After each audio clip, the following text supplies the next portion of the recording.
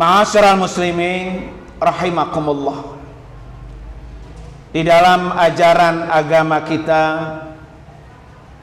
orang tua itu ada 3 macam.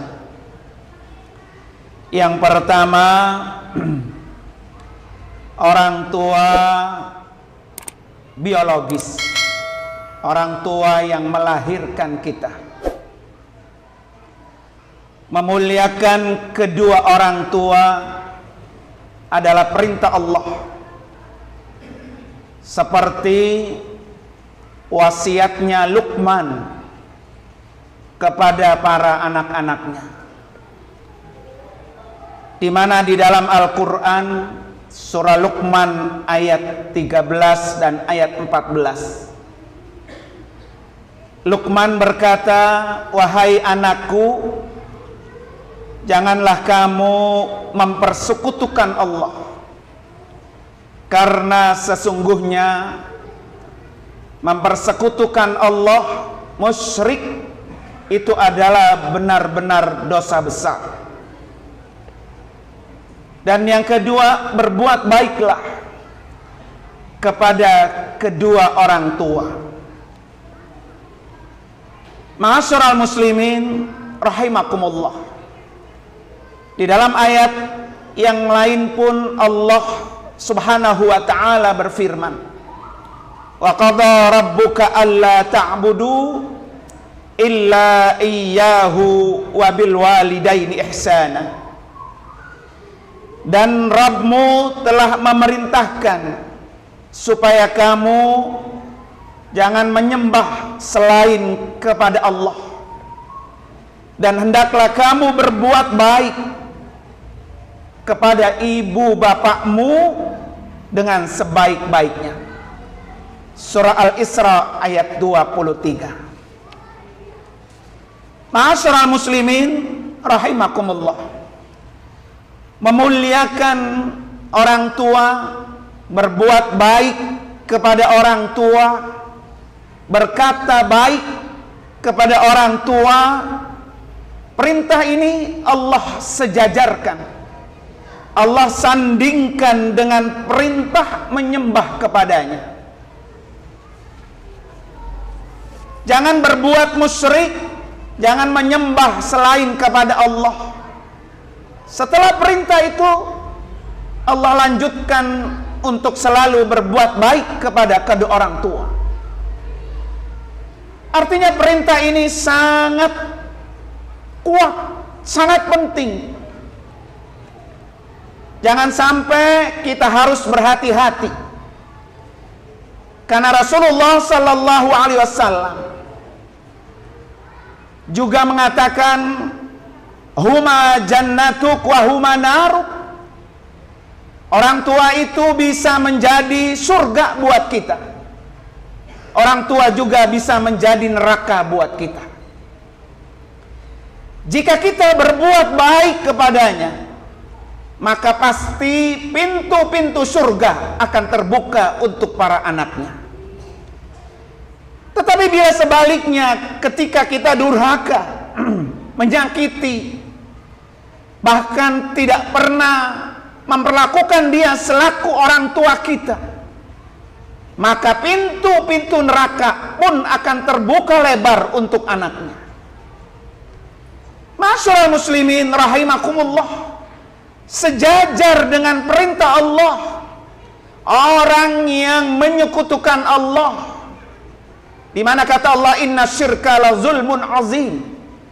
Kemusyrikan adalah dosa besar. Menyakiti orang tua juga merupakan dosa besar.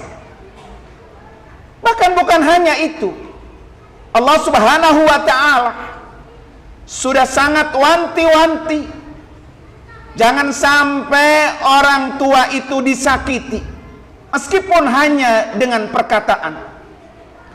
Allah sebutkan dalam surah Al-Isra ayat 23, "Fala takul lahuma uffin wala tanharhuma wa qul lahuma qawlan karima."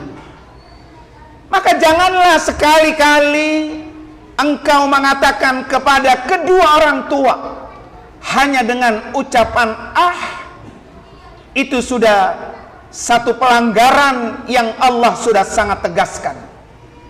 Makanya kata Allah, janganlah engkau membentak keduanya, dan ucapkanlah keduanya dengan perkataan yang baik. Ma'asyiral muslimin rahimakumullah, maka selagi masih ada sisa usia kita, perbaikilah kita kepada kedua orang tua kita, karena kedua orang tua itu adalah pintu membuka surga buat kita. Bahkan Rasulullah Sallallahu Alaihi Wasallam mencatat orang-orang yang sangat rugi, orang-orang yang terhina, memiliki kedua orang tua yang masih hidup, kemudian menyebabkan dia tidak bisa masuk ke dalam surga. Ini adalah orang yang sangat rugi. Di mana kata Rasulullah dari Abu Hurairah, ragima anfu summa ragima anfu summa ragima anfu. Rasulullah sampai menyebutkan kata ini 3 kali. Sungguh hina, sungguh hina, sungguh hina. Kemudian sahabat bertanya, ada yang bertanya sahabat kepada Rasulullah, siapa wahai Rasulullah yang hina itu? Di mana kata Nabi, man adraka walidayhi indal kibari ahaduhuma au kilahuma thumma lam yadkhulil jannah. Kata Rasulullah, orang yang hina adalah orang yang masih memiliki kedua orang tuanya yang masih hidup, bahkan dia sudah tua renta, kemudian dengan sebab dia anaknya tidak bisa masuk ke dalam surganya Allah Subhanahu wa ta'ala. Hadis riwayat Imam Muslim. Ma'asyiral muslimin rahimakumullah. Kemudian orang tua yang kedua yang perlu kita muliakan adalah orang tua ideologis, orang tua yang mengajarkan kita, yaitu guru kita. Orang yang mengajarkan kita adalah orang yang hadir selalu dalam hidupnya ilmu pengetahuan, yaitu seorang guru. Begitu sangat pentingnya sosok seorang guru dalam ajaran agama kita, karena guru itu bisa akan menuntun kita mendapatkan hidayah Allah. Guru bisa menuntun kita masuk ke dalam surganya Allah. Guru dapat mewarisi misi kenabian. Rasulullah Sallallahu Alaihi Wasallam diutus pun ke dunia ini melainkan adalah menjadi seorang guru. Di mana Rasulullah bersabda, innama bu'istu mu'alliman. Di mana kata Rasulullah, sungguh aku diutus ke dunia ini sebagai seorang muallim, sebagai seorang guru, seorang mengajar. Hadis riwayat Ibnu Majah. Ma'asyiral muslimin rahimakumullah, dalam kitab Ta'lim al-Muta'allim karangan Asy-Syaikh Az-Zarnuji menyebutkan bahwa guru mengajarkan ilmu agama, guru yang mengajarkan kita ilmu agama, ilmu Al-Quran, ilmu hadis, ilmu tentang halal dan haram. Di mana kata beliau, ini ada Abu Kafiddin. Guru itu adalah bapak kamu dalam agama. Bahkan yang paling diutamakan, haknya dan kewajibannya setiap muslim, lebih diutamakan adalah kita utamakan hak dan kewajibannya untuk guru kita. Seperti menghormati, maka menghormati guru lebih utama. Memberikan hadiah kepada seorang guru lebih utama daripada yang lain-lainnya. Di mana kata Imam Ali karramallahu wajhah, beliau mengatakan dalam syairnya, ra'aitu ahaqqal haqqi haqqal muallim wa aujabahu hifzan ala kulli muslimin. Keyakinanku, aku melihat hak seorang guru adalah hak yang paling hak.